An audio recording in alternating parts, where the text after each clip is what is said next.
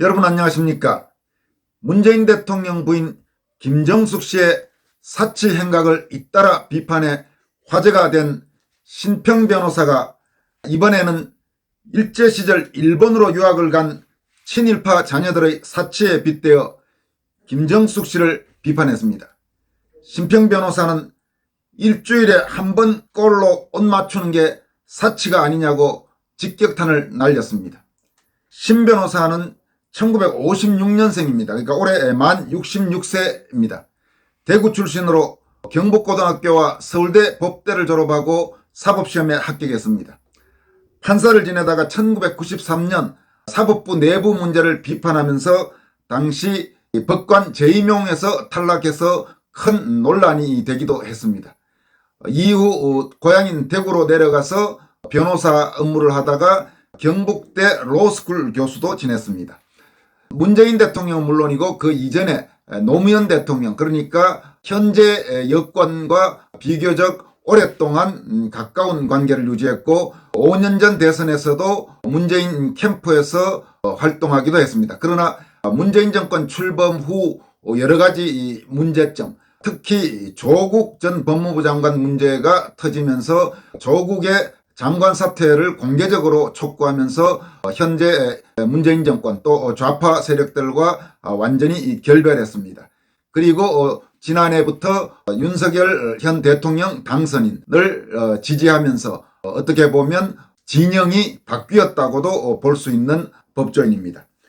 신평 변호사는 무엇이 사치인가라는 제목의 글에서 이렇게 말했습니다. 김정숙 씨의 옷이 네티즌이 지금까지 밝혀낸 것만 178벌이라면서 이것은 한 달에 3벌 꼴이다. 아마 더 밝혀낸다면 과거 친일파 자제들이 떵떵거리는 동경유학을 하며 맞춰 입은 옷의 수량과 비슷하게 되지 않을까라고 말했습니다. 과거 친일파 자제들 이 문제는 무슨 이야기냐면 이렇게 설명하고 있습니다.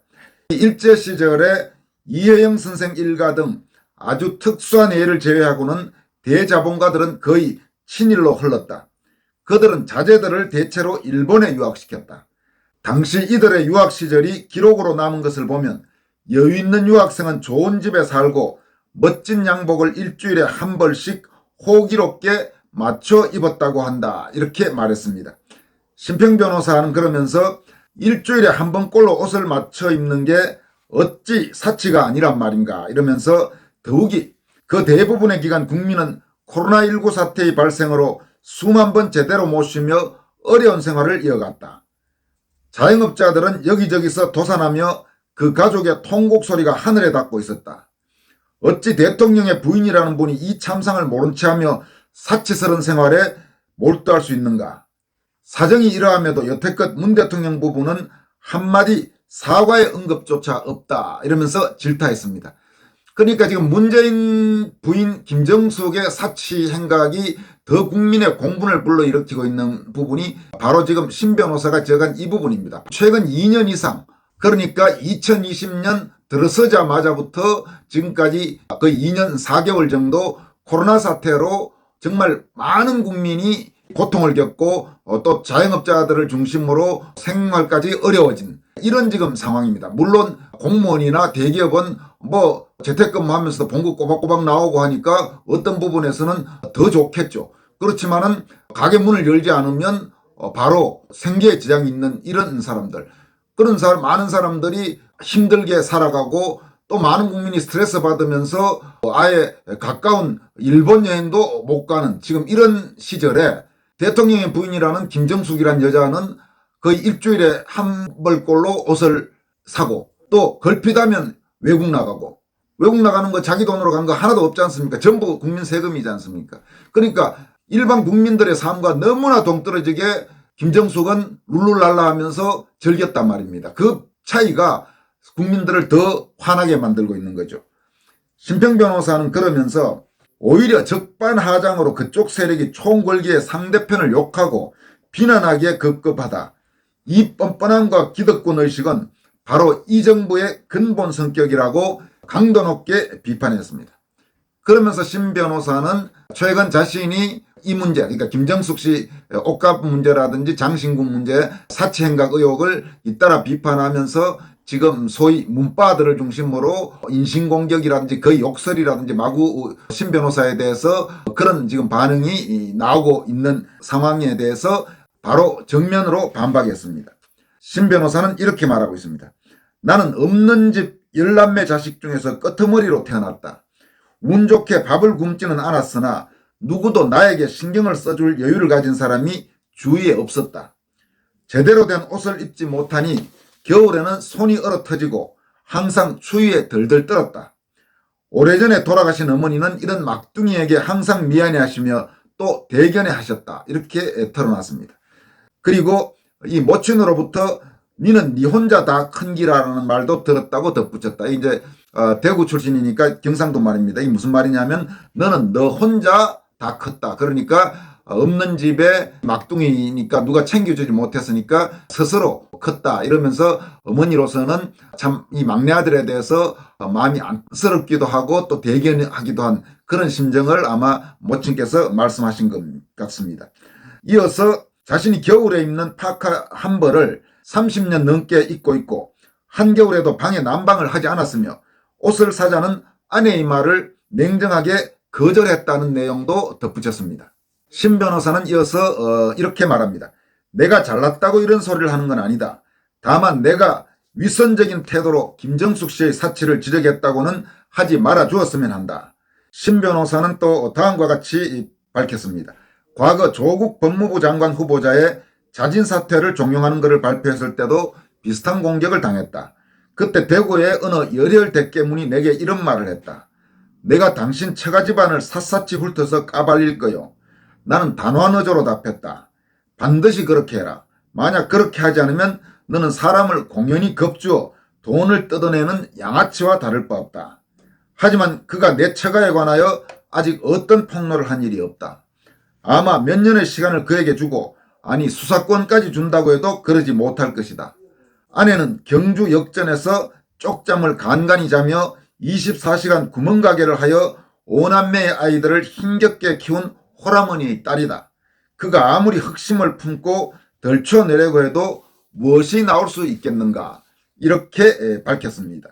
신평 변호사는 최근 이 문제 그러니까 문재인 부인 김정숙의 사치 행각과 관련해서 잇따라 아주 강도 높은 비판을 했습니다. 특히 아까 말씀드린 대로 신 변호사의 과거의 어떤 행적 그러니까 꽤 오랜 기간 동안 오히려 좌파 쪽에 가까운 그런 입장을 취해왔다는 점 때문에 더 큰 화제가 되었습니다. 얼마 전에는 문재인 그리고 김정숙 부부의 솔직한 해명을 촉구하면서 선전선동과 정치쇼는 이제 그만두라 이렇게 질타하기도 했습니다. 신평 변호사의 잇따른 지적이 아마 문재인 청와대로서는 대단히 아플 겁니다. 문재인 청와대로서는 늘 우파 진영에 있었던 사람이 비판을 하면 바로 이 욕설을 해버리기도 하고 수구 어쩌고 그런 말도 안 되는 낙인을 찍을 수도 있겠지만 적어도 신평 변호사의 경우 바로 5년 전 문재인 캠프에서 활동하기도 했고 더 거슬러 올라가면 노무현 대통령과도 같이 인연이 닿았던 그런 법조인이기 때문에 아주 노골적으로 맹비난하기도 어려운 것이 문재인 청와대의 현실입니다. 그러니까 문재인 청와대에서 직접 나서지는 않고 문바들이라든지 이 극렬 대깨문들이 나서서 마구 욕설 퍼붓고 뭐 이런 식으로 겨우 대응하는 그런 상황으로 보입니다. 다음은 주동식 씨 그러니까 국민의힘 광주 서구갑 당협위원장이고 정치평론도 종종 쓰는 주동식 위원장이 문재인에 대해서 질탄 그리고 문재인을 정치적으로 박살내지 못하는 한 우파 대한민국은 위기에서 벗어나지 못한다 이런 요지로 쓴 글을 여러분들에게 소개해드리도록 하겠습니다. 글이 길지는 않지만 상당히 통찰력이 있는 글입니다. 그러니까 이재명하고 문재인은 전혀 다르다는 겁니다. 이재명은 별거 아니지만 문재인은 반드시 응징을 해야 된다는 그런 내용입니다. 문과 찌전 위상 자체가 다르다. 이 문은 당연히 문재인이고 찌전 이재명을 말합니다. 왜 찌지라고 하는지는 여러분 다 아실 테니까 설명을 생략하겠습니다. 문은 과거의 권력에다 워낙 허접한 쓰레기 새끼라 우습게 생각할지 모르지만 지금 좌파의 정치적 정당성은 99% 문으로 집약되어 있다.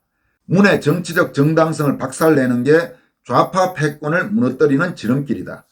여기에 목숨을 걸어야 한다. 문이 깨지고 나면 찢 정도는 어린애 팔 비틀듯이 다룰 수 있다. 제발 착각하지 마라. 문은 87 체제의 최종 승자이자 결론이라니까. 이 의미가 얼마나 거대한지 잘 모르는데 이게 우리 고민의 알파이자 오메가이다. 문을 정치적으로 완전히 박살내지 못하는 한 우파와 대한민국은 결코 위기에서 벗어나지 못한다. 이건 역설적으로 문을 끝장내면 우파와 대한민국이 완전히 살아난다는 얘기다. 문이 과거의 권력 같은가? 저 쓰레기 새끼가 대통령 집무실 이전을 놓고 배짱 튕기고 오히려 협박하는 것 봐라. 퇴임 이후에는 그런 일이 안 생길 것 같나? 지금 공공과 민간 가리지 않고 대한민국 권력의 핵심 요소에 지 똘마니들 내리꽂는 것 봐라. 대한민국과 문은 공존하지 못한다. 둘 중 하나는 망해 사라져야 한다. 문재인이냐 대한민국이냐. 내가 2020년 총선에서 내걸었던 메인 슬로건이다. 이거 그냥 내건 슬로건 같나? 여전히 유효하고 현재 진행형이다. 여러분, 그렇습니다. 문재인은 퇴임 후에도 수많은 권력형 비리 의혹과 관련해서 반드시 철저하게 진상을 규명하고 문재인의 범법 혐의가 명백히 드러나면 그에 마땅한 그런 법적 책임을 물어야 됩니다. 그렇지 않으면 오히려 다시 문재인을 중심으로 한 강성좌파 세력에 뒤집혀 버릴 수 있는 위험이 충분히 있습니다. 여기까지 하겠습니다. 고맙습니다.